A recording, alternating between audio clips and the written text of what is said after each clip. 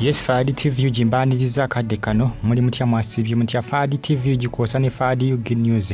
mu following YouTube channels temujja kubanga mujisa kubanga nteka amawulire agaba ga trending akwetolekwa nga letu Uganda akatambi ko Obusegu akali Lil Pazzo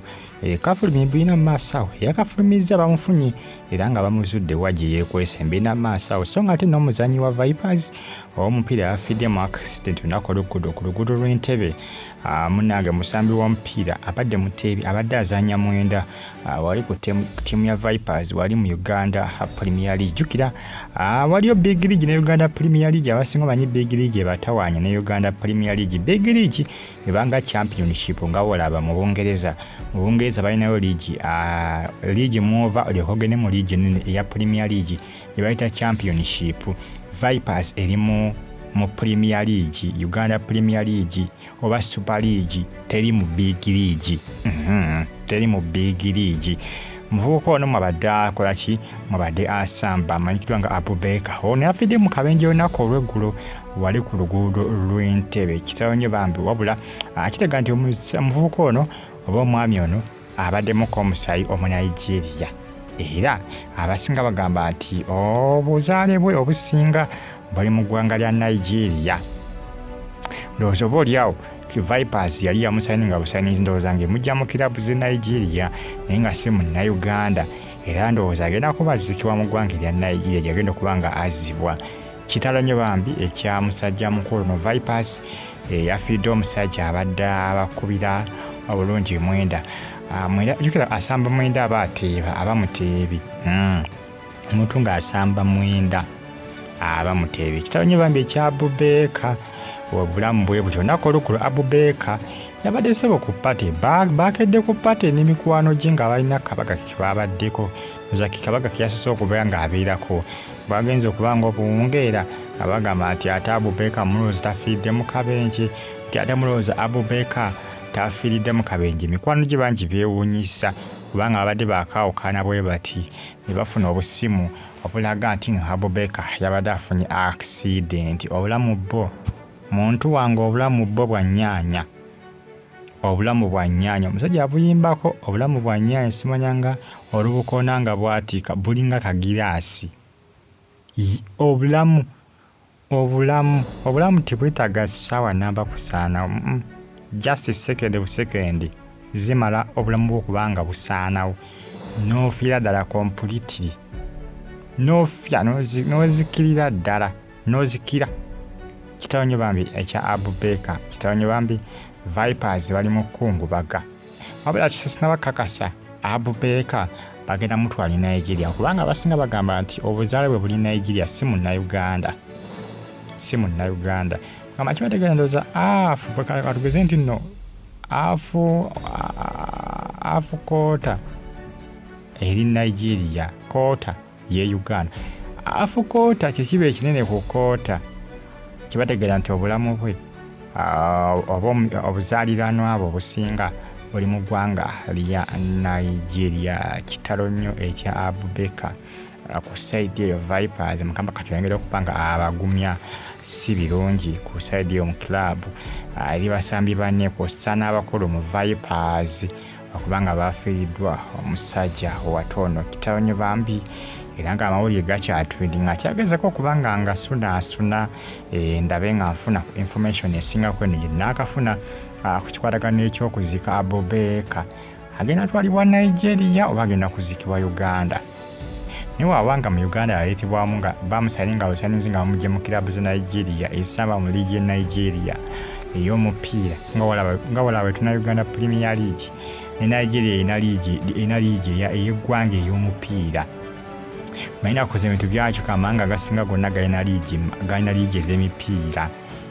kubanga amawanga gonna gabamu n'abaana abakola ki abamanyi akapiira kyokola amawanga gonna gatandikawo liigi nga olaba Premier League nga olaba Bundesliga ey'aba Germany nga olaba La Liga ey'aba Spain nga olaba Ligue 1 eya Bufalansa amawanga gonna gakola ki gatandikawo liigi kati Abubeka ono baka bamugula mu kilabu e Nigeria ne bamuyita mu Uganda asambire Vipers kati babanga yafudde engeri bamugye obujja balina kuzibwayo kubanga obuzaalirwanwa abo kibategeeza ne famire bali Nigeria abamuzaala eri wali ekika kira nkiwa agenda kubatwalibwa Nigeria agenda okubanga aziikibwa kyayibwa nayonka mpoziko nga baafa naggwisaawo nga tamanyi na kika kye balina kumuzika naye waba amanyiiwo alina kuzibwayo Nigeria eyo nga vudde ng'enziko ne wali Lil Pazzo. Lil Pazzo kibamukola kikambwe ku social media kyebamukola kikambwe YouTube, Facebook yonna Twitter bamuli bubi katambi ka Obusegu wabula kizuuse nga balaga nti omuvubuka yabadde mu katambi ako ak'Obusegu nti yoyo era nti ne yatadde akatambi bamanyibwa waali basobodde okubanga bakola ki basobodde okubanga bamufuna stay on YouTube platform ojja kufuna ebisinga ate ebyakabi omuvubuka oyo agala ofaanana Lil Pazzo ebyaddala n'akaviiri kivula abasinga kulyakitinga nga bagamba maama Lil Pazzo akola biki bino omuvubuka ono akatambi akafulumye yabadde ssebo ali mu kukomba ng'akomba wansi eyo abangi kye bayita ebbakuli nga kyakola okomba omukazi ebbakuli wansi eyo baaba n'akabina n'akakomberamu bannange naye gwe abantu balina emitima ono azannya kinaaku kajjukira kinaaku abasinga bamuzannya ne bamufunamu essente abayaaye baasibalo bagenda okujja nga batamidde mu kamera gwe n'oka omuntu n'omukomba ne mu kabina nange n'abyakavidiyo ne ngamba kiki kino ate abaye bakatambuza bitya wabula Lil Pazzo bamaze kujjayo face era omuyaayo nagenze ku social media ku ando ye ku Twitter ando n'awandikayo ng'agamba ati baddaki si Lil Pazzo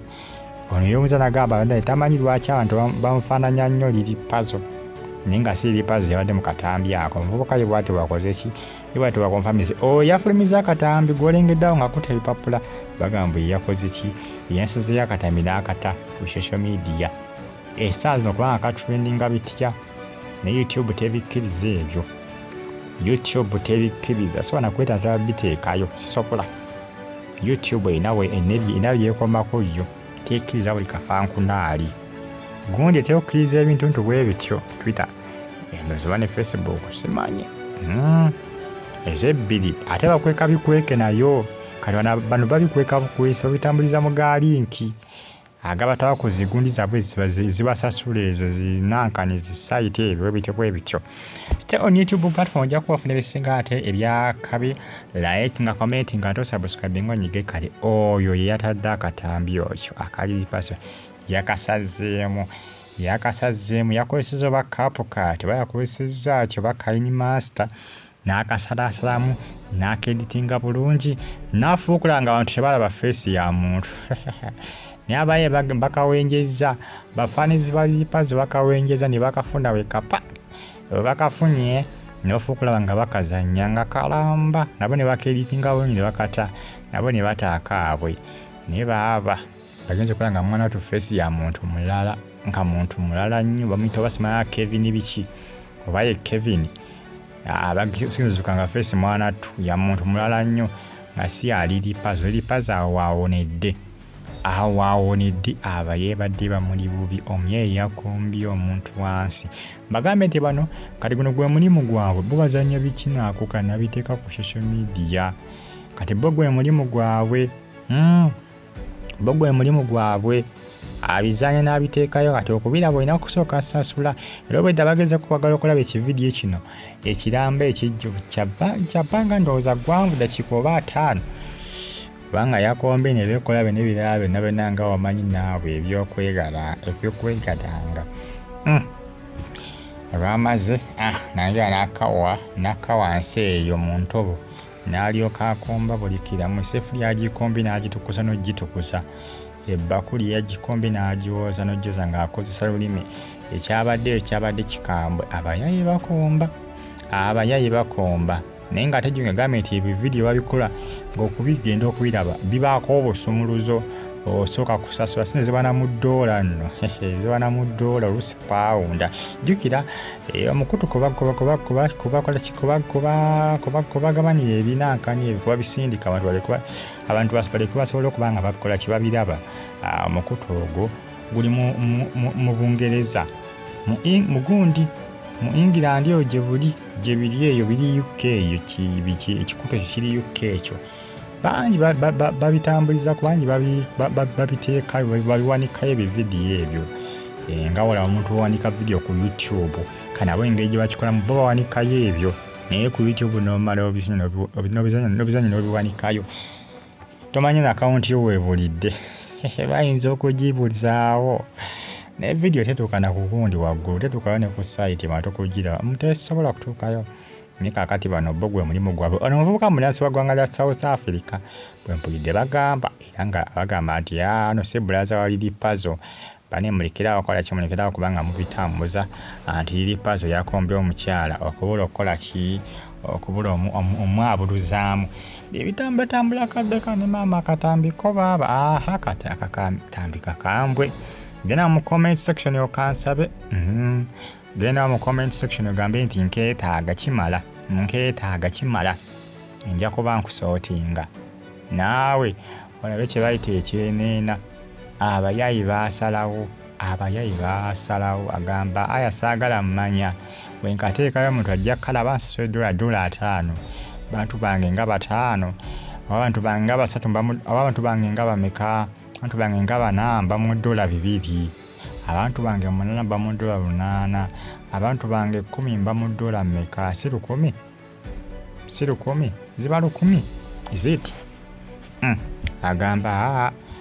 njukira si zonna nti za $5 wali eza $10 sinza neko buwanvu bwayo ndowooza vidiyo ugambe abayaye bakola sente ne baba baasalawo ezo sente zikoleka gwe ne bweyambula mu public ne mukola ebintu eby'essente n'olyoka ogwa wansi eyo n'olyoka okomba buli kafankunaali n'obukyafu bwonna empitambi byonna n'okomba bannange abayaye baasalawo Lil Pazzo wadde bagamba maama Lil Pazzo ng'okomba Lil Pazzo agaye baneemulekerawo kumpaayiriza esinzo yabadde akomba bintu byakwewozaako nti mala esinzo yabadde akomba ekiri ku social media kifumba muntu ku nsonga zeezo ne bagita Fadi TV egimwongera okubanga mumufollowinga mbagamba nti comment section eryawo wansawo ntera obubaka mu comment section wansawo ate osigale ng'ogifollowinga abali mu ggwanga erya Kata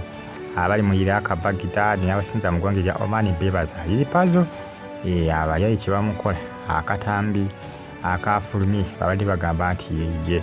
bintu bingi bikyalinkinga kwe Katambi akombe bulungi